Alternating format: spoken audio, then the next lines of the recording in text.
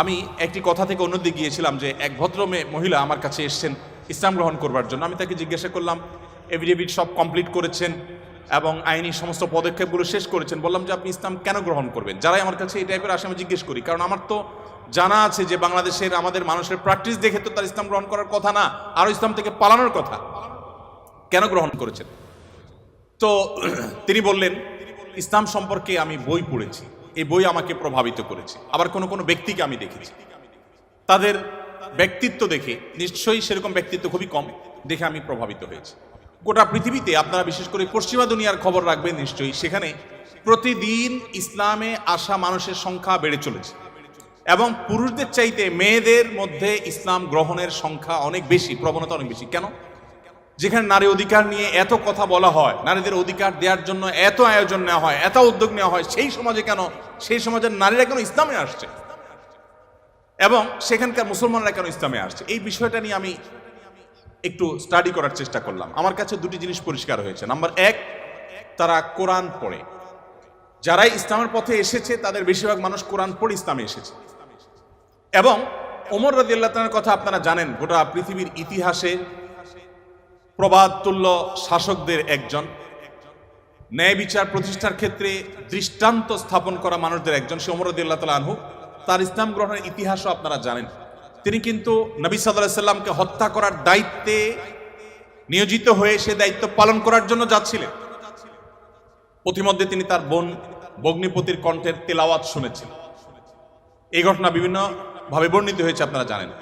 সেই তেলাওয়াত তাকে এতটা প্রভাবিত করেছে যে তিনি হত্যার পরিবর্তে বরং মুহাম্মদ সাল্লাল্লাহু আলাইহি সাল্লামের কাছে হাত দিয়ে তার হাতে ইসলাম গ্রহণ করেছেন। তার মানে কোরআন সামান্য একটু শোনার পর তার ভিতরে এরকম প্রভাব পড়েছে।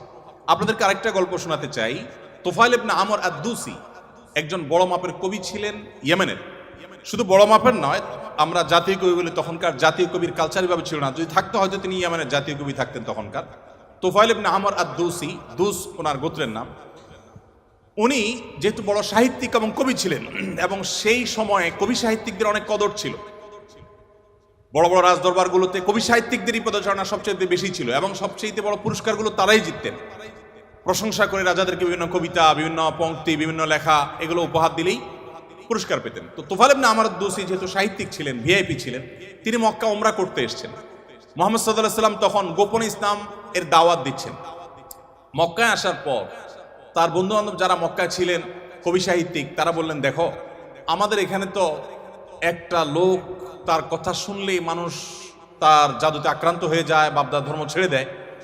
তো তোমার ব্যাপারে আমরা আশঙ্কা করছি যে তুমি এরকম অবস্থার মধ্যে পড়তে পারো। তাহলে একটা বুদ্ধি হলো, তুমি কানের মধ্যে তুলো দিয়ে রাখো, দোনো কানের ফুটো এমনভাবে বন্ধ করে দাও যে তুমি ওমরা যখন করবা, তওয়াফ করবা, সাই করবা, এই টাইমে যাতে ওই ভদ্রলোকের কোনো কথা তোমার কানে না আসে, অ্যাটলিস্ট এই সময়টা তুমি এভাবে একটু পার করো। তিনি তাদের পরামর্শ অনুযায়ী দোনো কান বন্ধ করে ফেললেন এবং তিনি ওইভাবে কিন্তু ওমরার কাজ শেষ করলেন। একটা পর্যায়ে তার মনে হলো যে আমি এত বড় সাহিত্যিক মানুষ, বুদ্ধিজীবী মানুষ, পড়াশোনা করা মানুষ, একটা মানুষ কথা বলবে আর আমি গলে যাব, ভুলভাল বললেও আমি সেটা মেনে নিব, আমি তো এত অর্বাচীন না, আমাকে এত ভয় কেন পেতে হবে? তিনি কানের তুলো খুলে ফেলে দিলেন এবং এরপর তিনি হারামের কোন এক জায়গা থেকে কোরআনের কিছু আয়াতের অংশ বিশেষ তার কানে আসলো। আসার পর তিনি সাহিত্যিক মানুষ, বুঝলেন যে এটা তো এই মানের ভাষা, এই মানের সাহিত্য, এটা তো কোনো মানুষের রচনা হতে পারে না, বা এই ধরনের রচনা তো আমি আগে পড়ি নাই, এটা তো একটু ব্যতিক্রম মনে হচ্ছে। তিনি তখন মুহাম্মদ সাল্লাল্লাহু আলাইহি সাল্লামকে অনুসরণ করতে শুরু করলেন। পেয়ে গেলেন আলী রাদিয়াল্লাহু তাআলাকে, সম্ভবত আলীরই তেলাওয়াত শুনেছেন। তখন আলী রাদিয়াল্লাহু তাআলাকে বললেন, দেখো আমাকে তার কাছে নিয়ে যাও, মুশকিল হলো আমার বন্ধু বান্ধবরা দেখলে তো আমার জাত যাবে, বা তারা আমাকে এমন আছে টর্চারও করতে পারে, তাহলে এক কাজ করো, নিয়ে চলো। আলী রাদিয়াল্লাহু সামনে সামনে যাচ্ছেন, উনি পিছিয়ে পিছিয়ে যাচ্ছেন। যে পরে তিনি ইসলাম গ্রহণ করলেন এবং তিনি অনেক টর্চারের মুখোমুখি হলেন। তার মাধ্যমে ইয়েমেনে ইসলাম ঢুকে প্রথম ব্যক্তি ইয়েমেন থেকে ইসলাম গ্রহণ করা।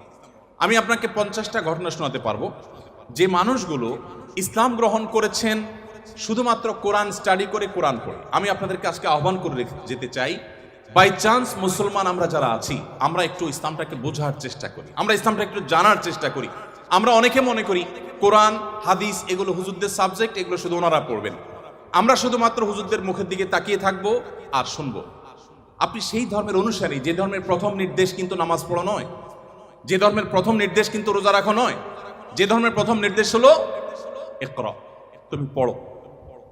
আপনি সেই ধর্মের মানুষ যেই ধর্মে আপনাকে জ্ঞান ভিত্তিক দিন আপনাকে গ্রহণ করতে বলা হয়েছে। আল্লাহ সুবহানাহু ওয়া তাআলা কোরআনে বলেছেন ফাআলাম আন্নাহু লা ইলাহা ইল্লাহ।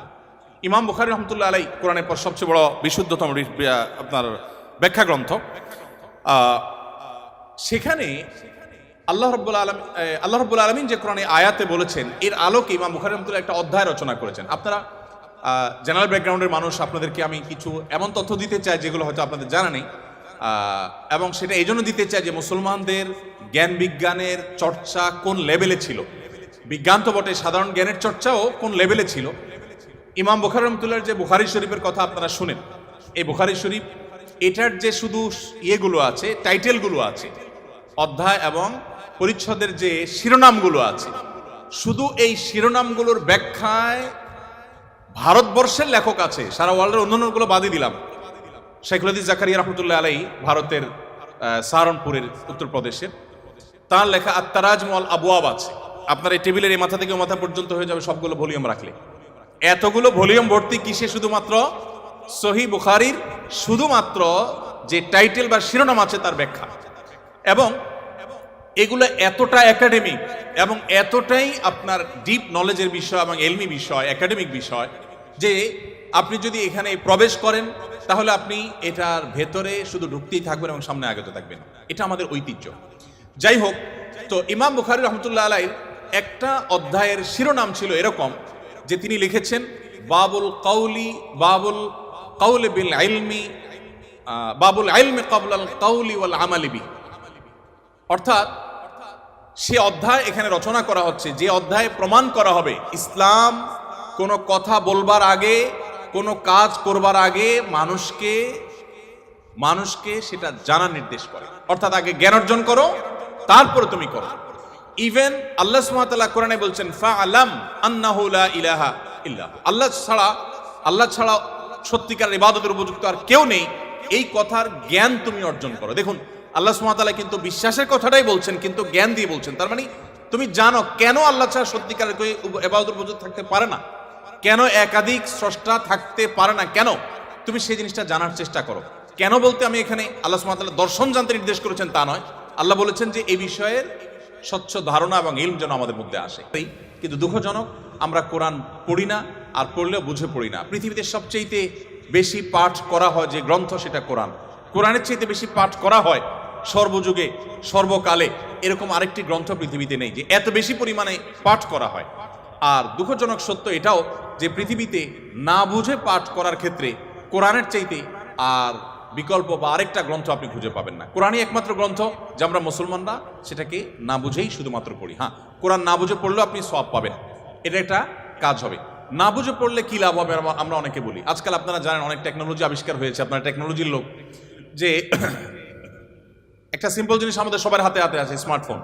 আমরা যদি বলি হাই শ্রী কল অমুক, সাথে সাথে কিন্তু আপনার কোনো টিপাটিপি ছাড়াই সেই অমুককে কল করবে, মোবাইল করবে না ডিভাইস।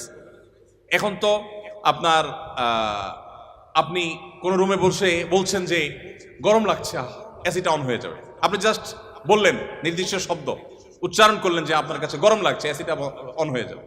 আপনি বললেন যে না এখন শীত লাগছে,